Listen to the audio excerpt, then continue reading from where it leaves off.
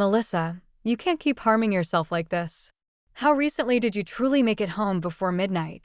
After yet another exhausting shift at Nashville General Hospital, I finally took off my scrubs and was asked by Dr. Patricia Wells. I'm Melissa Howard, a 41-year-old trauma nurse with almost 20 years of experience. That Thursday night, the fatigue in my bones felt heavier than normal, but I forced a smile. The additional shifts must be covered by someone. These patients depend on us, yet we're understaffed, I stated. Patricia gave a worried shake of her head. You deserve praise for your commitment, but you're exhausting yourself. Superheroes need to sleep too. I looked at my timepiece. After working a 16-hour shift that began before daybreak, it was already beyond 11 p.m. My feet hurt. Relief screamed through my back. And my only want was to pass out in my husband's arms. Tyler gets it. He is aware that this job requires sacrifices, I said. I kept Tyler's recent coldness and distance from Patricia a secret. He would hardly look up from his phone when I tried to tell him about cases that were really difficult. He would say that he was too exhausted from his job at Northrise Apparel, the apparel firm where he oversaw their logistics department, when I suggested date nights to get back in touch. However, I put it down to stress. We had already survived challenging times together after 12 years of marriage. Patricia added, just promise me you'll take some time off soon, as she gathered her belongings. You're one of our best nurses, but you're no good to anyone if you collapse from exhaustion. Even though I knew deep down that I wouldn't slow down, I nodded. My calling was this work, this hospital, and these patients. I had established a reputation as the nurse who took on the most difficult cases without complaining, who never said no, and who stayed late while others went home. I was respected by my coworkers. My managers had faith in me, and the families of the sick knew they could rely on me in their time of need. Something didn't feel right as I made my way to my car through the parking garage. Perhaps it was intuition, or perhaps it was simply the tiredness that made everything appear more sinister than usual. My footfall reverberated more loudly than usual, and the fluorescent lights created unsettling shadows between the concrete pillars. I ignored the emotion and concentrated on getting home. It should have been a serene trip through the quiet streets of Nashville, but I was plagued by anxiousness. Given how busy we were both, it wasn't totally out of the ordinary that Tyler hadn't responded to my text earlier in the day. However, I was concerned about his recent actions. In the past, we shared our daily triumphs and setbacks as partners in everything. The cozy silences had turned into awkward distances, and talks now felt forced. I pulled into our driveway and sat in the car for a moment, steeling myself for another evening of polite but hollow interactions. The house was dark except for a single light upstairs in our bedroom. At least Tyler had waited up for me. Growing up as the daughter of two factory workers in a small Tennessee town, I'd learned early that hard work and dedication were the keys to building a better life. My parents, Robert and Martha Howard, had sacrificed everything to send me to nursing school. They'd worked double shifts and gone without luxuries so I could pursue my dream of helping people in their most vulnerable moments. I met Tyler 13 years ago at a community fundraiser for the local children's hospital. He was charming, ambitious, and seemed to understand my passion for nursing. He'd grown up in a middle-class family where his father owned a small construction business and his mother taught elementary school. We bonded over our shared values of hard work and family, and he seemed genuinely proud of my career achievements. During our courtship and early marriage, Tyler had been my biggest supporter. He'd bring me coffee during my night shifts, listen patiently to my work stories, and encourage me when I decided to pursue additional certifications in trauma care. He celebrated my promotions and never complained about the long hours or the emotional toll my job sometimes took. But somewhere in the past year, things had shifted. Tyler became critical of my schedule, suggesting I was married to the hospital more than to him. He'd make passive-aggressive comments about other wives who were more available to their husbands.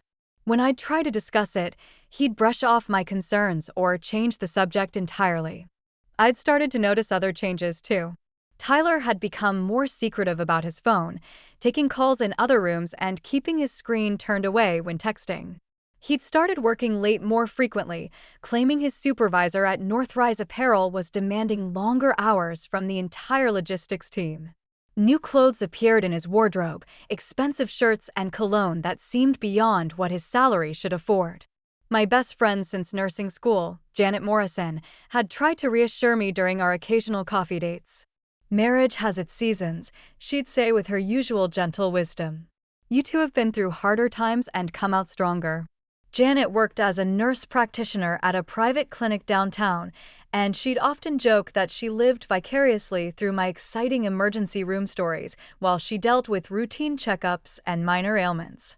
Janet had been my maid of honor at our wedding, and she'd become like a sister to me over the years.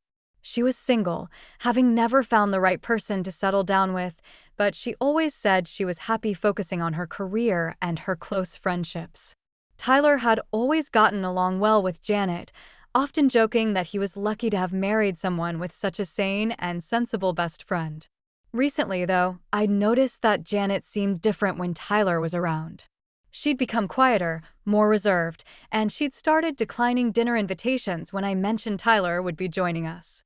When I asked her about it, she'd claimed she was just busy with work and didn't want to impose on our couple time.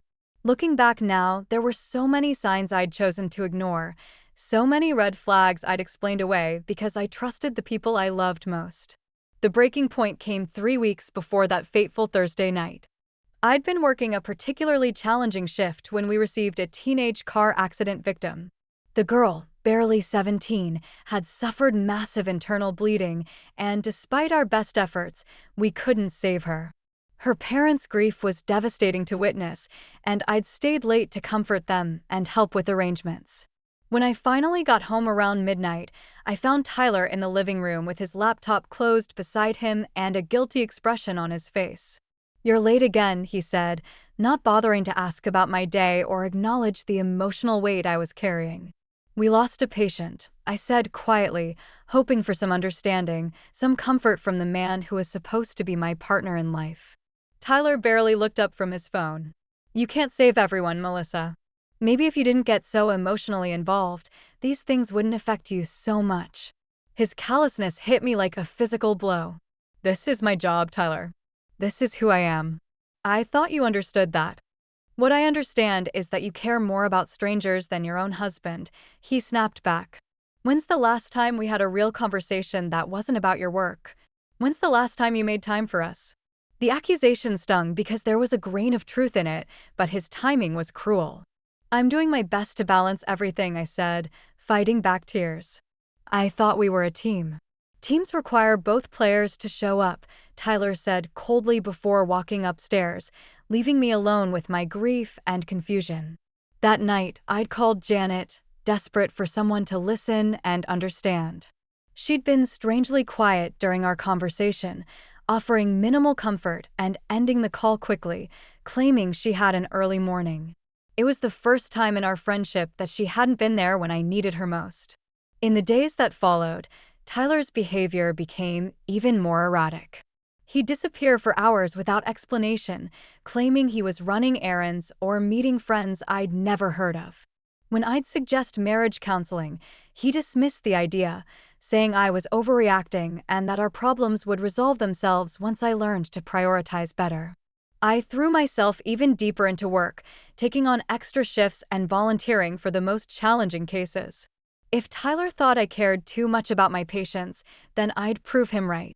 At least at the hospital, my dedication was appreciated, and my efforts made a difference.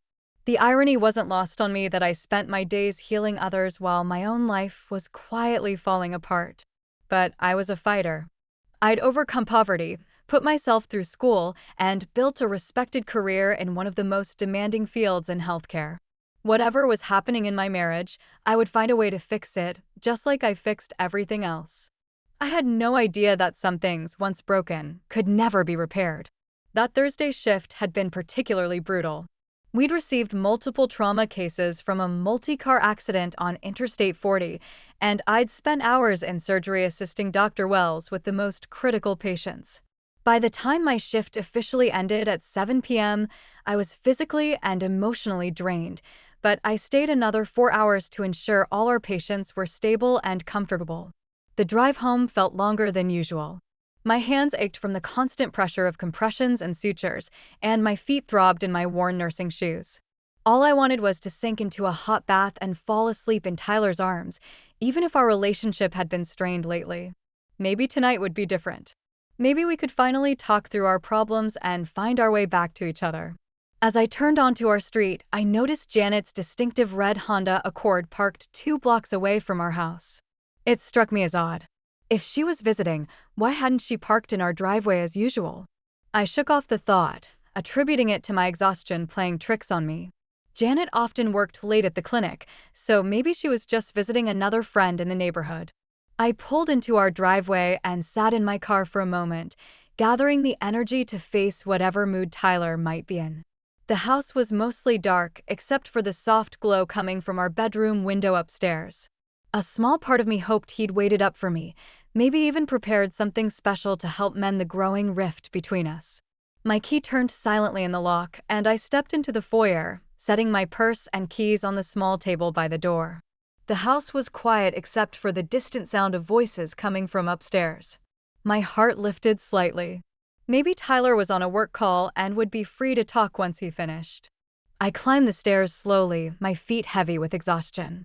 The voices became clearer as I approached our bedroom, and I realized there were 2 distinct tones. Tyler was talking to someone, but the conversation sounded intimate rather than professional. The second voice was softer, distinctly feminine, and hauntingly familiar. I paused outside our bedroom door, my hand frozen on the doorknob. Part of me wanted to burst in immediately, but something held me back. Maybe it was denial, or maybe it was the last vestige of trust one still held for the 2 people I loved most in the world. I pressed my ear to the door, hoping to hear something that would explain away my growing suspicions. "She'll be working late again," I heard Tyler say. "She always does on Thursdays. We have at least 3 more hours." "I feel terrible about this," came the reply, and my blood turned to ice as I recognized Janet's voice. "She's my best friend, Tyler. She doesn't deserve this." "You said yourself that she's never home anymore," Tyler responded. "When's the last time she really paid attention to either of us? You've been there for me more in the past 6 months than she has in the past 2 years." My legs began to shake as the reality of what I was hearing sank in. The 2 people I trusted most in the world were betraying me in the most intimate way possible. My mind raced through all the signs I'd missed, all the times Janet had been unavailable when I needed her, all the excuses Tyler had made for his strange behavior. "I know, but still," Janet's voice was cut off by what sounded like movement on the bed. "Don't think about her right now," Tyler said, his voice taking on a tone I'd once thought was reserved only for me. "Think about us. Think about how good this feels." I couldn't listen anymore. My hand trembled as I slowly turned the doorknob, preparing myself for a sight that would forever change everything I thought I knew about my life. The door opened silently, and the scene before me was worse than anything my imagination could have conjured. There, in the bed Tyler and I had shared for 12 years, were the 2 people I'd trusted most in the world. They were so absorbed in each other that they didn't notice me standing in the doorway, my mouth open in silent shock. My knees buckled, and I had to grab the doorframe to keep from collapsing completely. The room spun around me as 12 years of marriage and 20 years of friendship crumbled in an instant. Everything made sense now: Tyler's distant behavior, Janet's awkwardness around me, the unexplained absences, the secretive phone calls. But instead of screaming or confronting them immediately, something cold and calculating took over. Maybe it was the years of training to remain calm under pressure, or maybe it was pure survival instinct. But I found myself reaching for my phone instead of my voice. I raised the camera and began recording, capturing several minutes of their betrayal in crystal clear detail. Tyler's face was clearly visible, as was Janet's distinctive butterfly tattoo on her shoulder blade. There could be no denying what was happening, no explaining it away as a misunderstanding.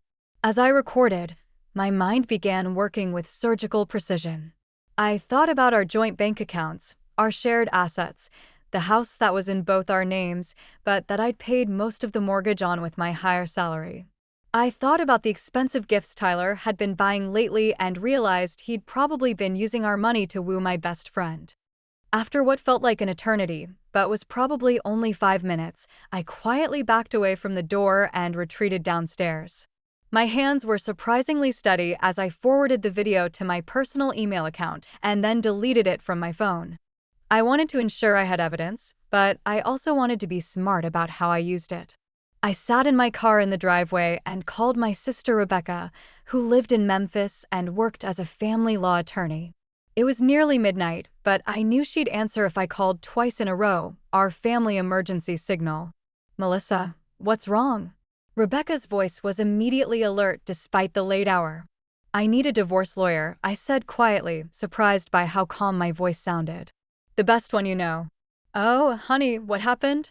Rebecca's voice was filled with concern and anger. "I'll explain everything later. Right now, I need to know if I have video evidence of adultery and if most of our assets are in my name or paid for with my income. What are my options?" Rebecca was quiet for a moment, processing what I was telling her. "With solid evidence of infidelity, and if you can prove primary ownership of assets, you could potentially keep most of everything in the divorce." "But Melissa, are you sure about this? Is there any chance?" "There's no chance," I interrupted. "It's over. I just need to be smart about how I handle it." "Okay. I'm going to give you the name of the best divorce attorney in Nashville. Her name is Victoria Sterling, and she specializes in high-asset divorces. Don't do anything else tonight except document everything you can think of. Don't confront them. Don't move any money. Just gather information." "What about work? Should I tell anyone?" "Not yet. Act normal until we have a strategy." "How vindictive do you want to be?" I thought about the years of sacrifice, the trust I'd given so freely, the way they'd made me feel like I was the problem in my marriage. "As vindictive as legally possible." "Good. Victoria will help you with that. Call her first thing in the morning." I ended the call and sat in the darkness, planning my next moves with the same methodical approach I used in medical emergencies. I spent the rest of that night in a hotel room, using the time to meticulously document everything I could remember about our finances, assets, and the timeline of Tyler's suspicious behavior. I accessed our online banking from my laptop and screenshotted months of transactions, noting the expensive dinners, hotel charges, and purchases that I now realized had been funding his affair. The next morning, I called in sick to work for the first time in 3 years, claiming food poisoning. Patricia was immediately concerned, knowing how rarely I missed shifts, but I assured her I'd be back by Monday. I needed the day to meet with Victoria Sterling and begin the process of dismantling my marriage with surgical precision. Victoria's office was in a sleek downtown building, and she herself was exactly what I'd expected: sharp, professional, and utterly ruthless when it came to protecting her clients' interests. She watched the video I'd recorded with no visible emotion, taking notes as she observed the evidence. "This is excellent documentation," she said when it finished. "With evidence this clear, we can pursue a fault-based divorce, which puts us in a very strong position." "Tell me about your assets." I laid out everything. The house we'd bought 8 years ago, mostly with my down payment and consistently higher mortgage contributions, our joint savings accounts, which were primarily funded by my salary, his car, which I'd co-signed for, and my retirement accounts, which Tennessee law would normally consider marital property. "The fact that you've been the primary breadwinner and have documentation of that will work in our favor," Victoria explained. "Combined with the adultery evidence, we can argue for you to retain the majority of marital assets, but I want to be strategic about this. Don't tip your hand until we're ready to file." "What do you mean?" "Continue acting normal. Go home tonight. Have dinner with your husband. Pretend everything is fine. Meanwhile, I'll prepare the paperwork, and we'll coordinate with a forensic accountant to fully document the financial situation. When we move fast and completely." The thought of going home and pretending nothing had happened made my stomach turn, but I understood the strategy. "How long will this take?" "If we do it right, we can have papers served within a week and temporary orders in place shortly after. The key is to maintain the element of surprise while we get everything in order." I spent the weekend playing the role of the devoted wife while secretly preparing for war. Tyler seemed more relaxed than he'd been in months, probably because he thought he was successfully deceiving me. He was even affectionate, suggesting we have dinner out and holding my hand across the table as he spun lies about his day.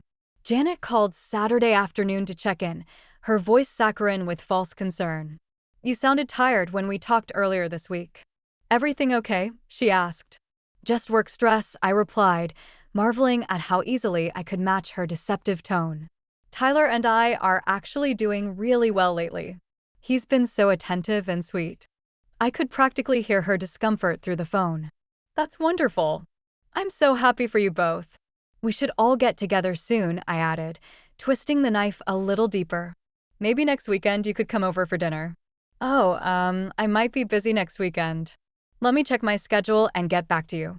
By Monday morning, Victoria had everything ready.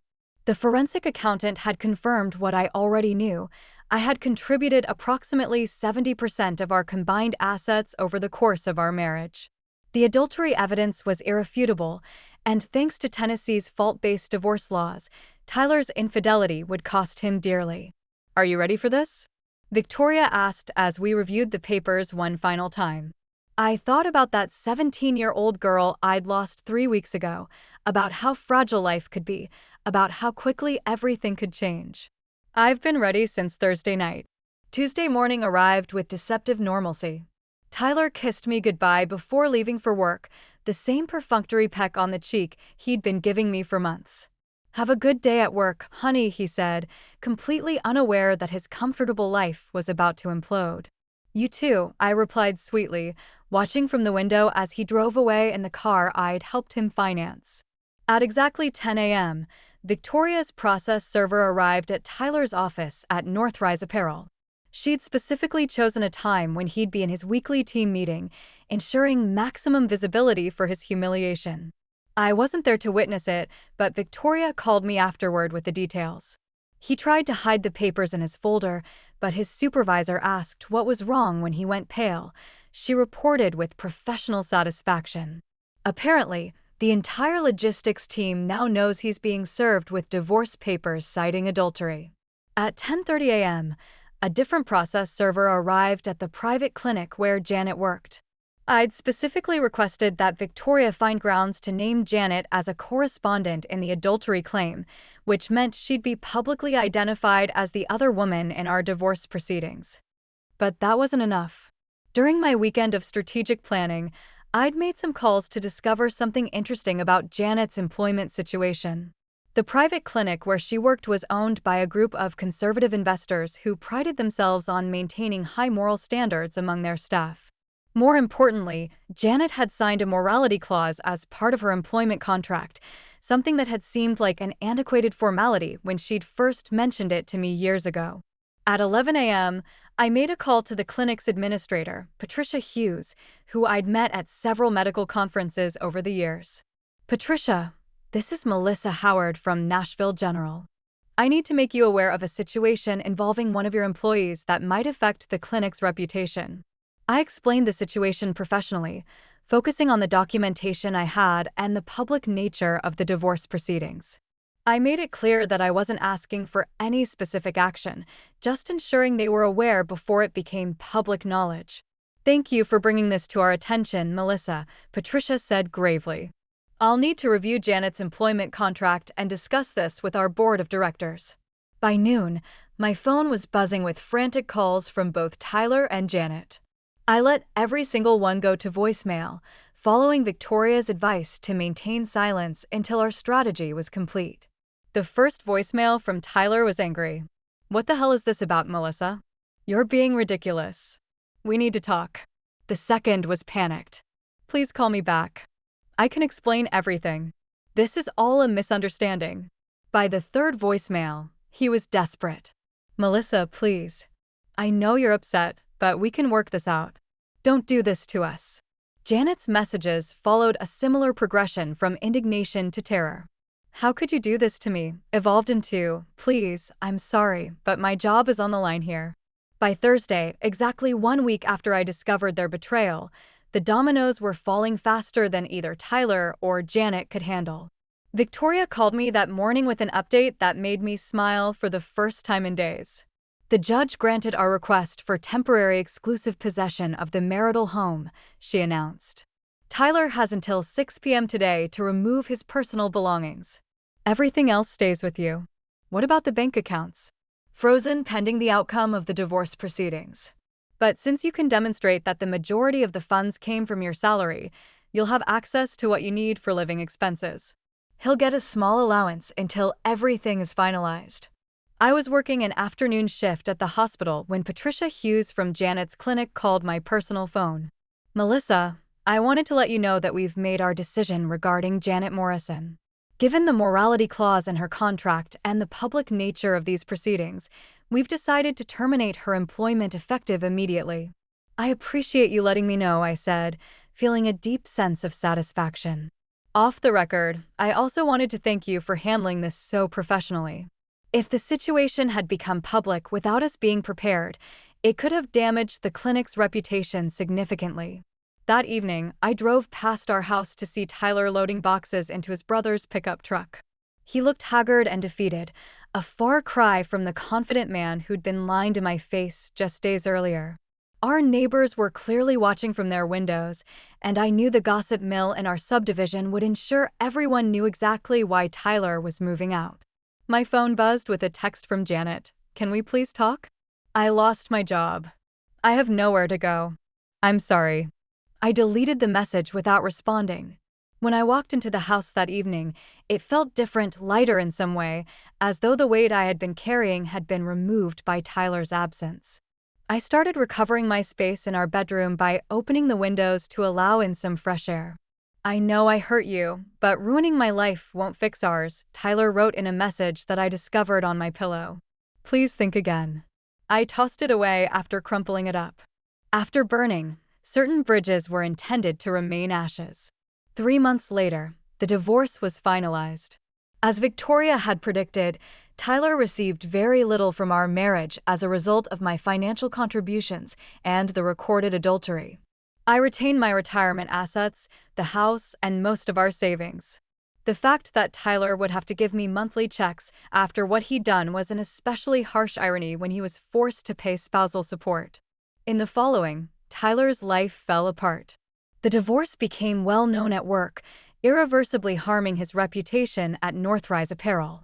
His boss, who emphasized honesty and family values, made it apparent that Tyler had few prospects for promotion.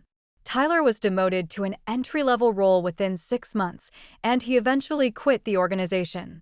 As a 43-year-old man beginning a new life with nothing but the humiliation of his decisions, he returned to live with his parents. Janet's situation was significantly worse.